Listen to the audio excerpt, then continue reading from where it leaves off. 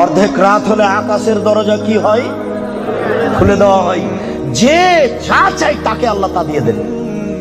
যে যে বিষয়ে প্রার্থনা করে সেটা আল্লাহ কবুল করেন। যে যে কোনো বিপদে পড়েছে আল্লাহ তাকে উদ্ধার করেন।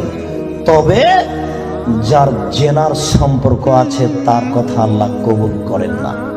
আমি কি দিয়ে বুঝাই জেনা কত বড় বিপদ? আমি কি দিয়ে বুঝাই আপনাকে জেনা কত বড় বিপদ? যেটা ঘরে ঘরে হচ্ছে, যেখানে সেখানে হচ্ছে, যেটা মানুষের কাছে আজকে পাপের কাজ নয়। শোনো, মুনাফিকি করো না বক্তব্যের সাথে। এই ছেলে, তোমাকে আমি কঠিন ভাবে বলে যাচ্ছি, তুমি বক্তব্যের সাথে মুনাফিকি করো না।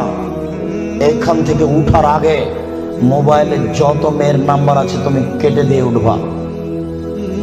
জিন্দগিতে কোনোদিন কোনো মেয়ের সাথে গল্প করো না। তোমার সাথে এ অংশে আমার জরুরি কথা আছে, তুমি একটু ধৈর্য ধারণ করো, একটু সামান্য একটু থামো। তোমার সাথে আমার আরো জরুরি কয়েকটি কথা আছে। মুহাম্মদ সাল্লাল্লাহু আলাইহি সাল্লাম বলেন, আমি রাতে ঘুমিয়েছিলাম, জিবরাইল আমার ডান হাত ধরলেন, মিকাইল আমার বাম হাত ধরলেন, ধরে আমাকে নিয়ে চলে যাচ্ছেন। যেতে যেতে দেখি অনেক মানুষ আসাদু সাইন দেখা পান, ফুলে ফেঁপে বিশাল বিশাল আকৃতি ধারণ করে আছে।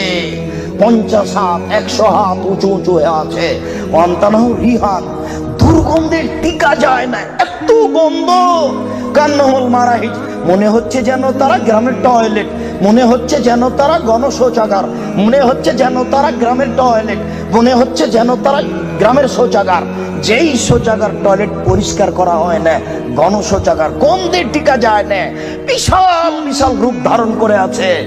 আমি বললাম, জিবরাইল মানা হলাই, কি এরা কে? জিবরাইল, এরা কারা? ছি ছি ছি ছি, এরা কারা? এত কোণে গন্ধ, এত কোণে ফুলে আছে। তখন জিবরাইল বললেন, অহমদ জোনাতা সাওয়ানি, এরা হলো ব্যভিচার, ব্যভিচারনি। বলো যুবক, মোটা মোটা হ্যাঁ ফুলে আছে, খুব গন্ধ, এরা কারা? ব্যভিচার, ব্যভিচারনি। তুমি সাবধান থাকো, তুমি একটু অপেক্ষা করো। শুনুন, আল্লাহ নবী বলছেন যে আমার ডান হাত জিবরাইল ধরলেন, বাম হাত মিকাইল ধরলেন, ধরে নিয়ে চলে যাচ্ছেন। যেতে যেতে দেখি একটা গর্ত, চুলার মতো। কোন চুলা? যাতে তন্দুরি রুটি হয়। তন্দুরি রুটি চুলা দেখেছেন? ভিতরে রুটি দিয়ে সিদ্ধ হলে বের করে নেওয়া হয়, এরকম চুলা। তার ভিতরে দেখি ধাঁধা ধাঁধা ধাঁধা করে আগুন জ্বলছে। হয় যে ইরতাফাও তিরতাফাও, আগুন যখন জোরে জ্বলে উঠছে তখন ওর ভিতরে যা কিছু আছে সব উপরে চলে যাচ্ছে। হয় যে খামেরাত রাজাউ ফিহা, আর যখন আগুনটা কমে আসছে তখন সব নিচে